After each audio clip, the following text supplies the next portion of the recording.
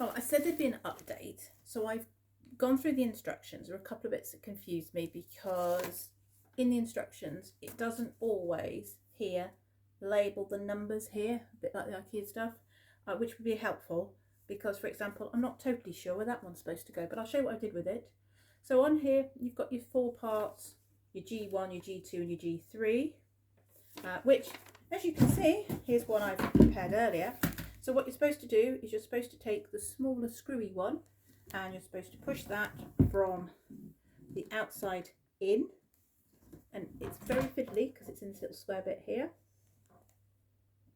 There you go. So you push that through. You then get your washer, put that on, washer. Then you get your opened one, you know, sort of, oh, my words are failing me at the moment. It's like these ones, basically the sticky outy one with the flat top, flat outside, so it screws on over. I'll tighten this up with the Allen key you get with this. So you get your Allen key, and you tighten that up, there we go. And then, now, see, that's the difference, is that, as you can see, I've prepared my solids box. And I've got my prepared with the white rubber gusset. You can see the gusset there. Yeah. Wet box. Then I take this, and what I really like about this design is this lip here, because the waste solids fits on. And now, as you can see, that's all really smooth and it doesn't dip down. So this is, didn't read the instructions. There we go. And then you've got the string here. Now, I watched the 2-minute YouTube video where it said stick this and then just stick this through. Mine wouldn't, and I knew that because I tried to get this in to line it up. And as you can see, the holes on mine aren't quite aligned, and the hole is, with these being pre-melted, they're a bit fatter than the whole side, so it's a bit more of a push through. So I just did the bottom, I did the top then the bottom, and I did the top then bottom on this side, and I didn't know where this goes, so I put that there. And mine has got a bit of extra spare at the moment, because if you have it too tight, it won't bend very open, so mine can be out the way completely, which is useful. And then, as I was saying about the lid up here, see this lip here? I don't know if you can see, but there's an actual really strong lip, so it overlaps, so there's nothing inside here going through to this section. And over the back again, although it's not like a sealed lip, this comes down about this much into the waist area, so again you've got a really good coverage. And then again you've got the it hasn't been used, it's fresh out the box. You've got a really good seal, like I showed with the rubber gusset effect there.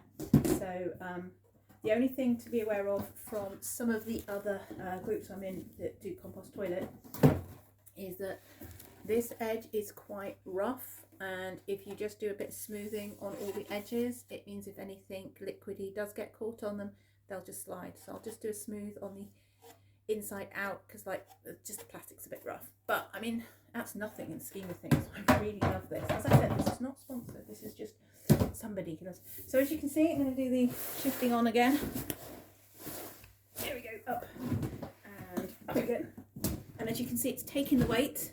It's a lot more comfortable with the flat lid and than before, and that's even with me sitting in an awkward angle. But the amount of times I've been camping, I'm used to using toilets at an awkward angle, but then to make it firm, put it on an awkward angle. There's not too much overhang, it's not too uncomfy. You know, it's not as comfy as a real toilet, no, but when you're out camping, what is apart from a real toilet? And so as you can see, it's not too far with the steps to get off the floor. It is too high, too low down for me. If I'm up to get down, I'm going to need a step point in the middle, but that's not too bad. That's manageable. What I like the fact is it's quite solid. Obviously, if I tighten the lid up, it'll be more. As you see, it's a lot more solid. I'm going to play around with this. I might replace the cord with more of a an elastic bungee cord, so when it's up, and when it's down, it's not elasticated. I might even look at the clips you can get for the Euro boxes. But anyway, so again, and then I remember I said about this bit here, which I presume gets and then just lift much easier to get anything out. So sit it up, and then you're going to have fun when you put it back in, because you're going to need to make sure that you line up this side before lining up at the back. But that's really, really good. I mean, you've got to play with these things while they're clean, because you don't want to have problems when they're wet. Rating, love it. Downsides, the height, it's quite low down, so you need to be fit and agile or a child to use it. It is a proper composting toilet with the proper separators, and stuff is quite good. Downside, I don't like the fact that there's no sort of like way of clipping the front shut. I might do something for that, like a magnet shut. I put some magnets on underneath, the top and bottom, to help magnet it together. So you've got a bit more security if you're worried about it being in the back near passengers. It doesn't have a handy handle the way that that one is, so you do need to be able to carry it. It is a lot heavier than that one, but it's not tippy. This is more comfortable. This is a DIY job. This, for 180 RRP, I did not pay that, is an all-in-one, everything's to go. The website's really nice. They do a riser kit which has the bags and the pellets for managing waste, so that's quite good. They have a wash box, that looks good, so if you want a sink, now I can kind of imagine how big the sink is as well, so you can have a sink kit. So yeah, it's a really good system. I hope it does well. It needs to come down to more of the price I paid for it, which I think is much more reasonable, but the only way that happens is if loads of people buy them. I've got the Bivy Loo, that is an amazingly portable bag it, bin it, dump it.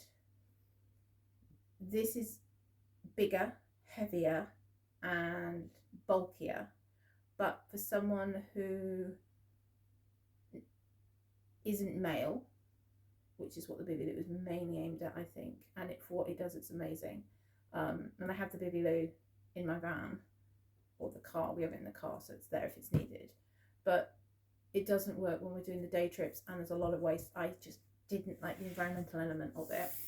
So I've been looking at the compost loos, which is why I did the DIY. That's been amazing. It's done exactly what it needs to. Two problems, obviously the tippiness, which I haven't sorted because I haven't had the mental space. So thank you to the people who've been employing me so I can buy myself a little thing. Thank you to those people who watch the videos. I hope those tips are useful, because I had to work those one out.